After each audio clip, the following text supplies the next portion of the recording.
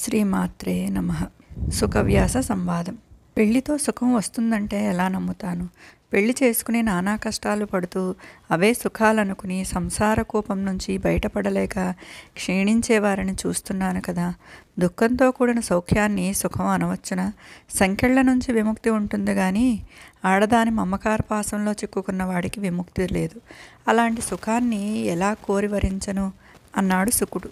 మనసును అదుపులో పెట్టి నిర్మలంగా ఉంచుకోవడమే ముక్తికి మార్గం, అంతేగాని మరేవీ బంధాలు కావు. న్యాయంగా ధనం సంపాదిస్తూ అబద్ధమాడక, శౌచం విడవక, విద్యుక్తమైన ధర్మాలు చేస్తూ గృహస్థు ముక్తిని పొందుతాడు. సంసార సర్పం అంటే నాకు చచ్చే భయం. తత్వబోధ చేసి నువ్వే నన్ను కాపాడాలి. ఘోరమైన ఈ సంసారంలో పడి కొట్టుకోవడం మొదలు పెడితే ఇక దానికి అంతమంటూ ఉండదు. రేయింబవళ్ళు సూర్యుడిలా అవిశ్రాంతంగా పరిభ్రమించవలసిందే.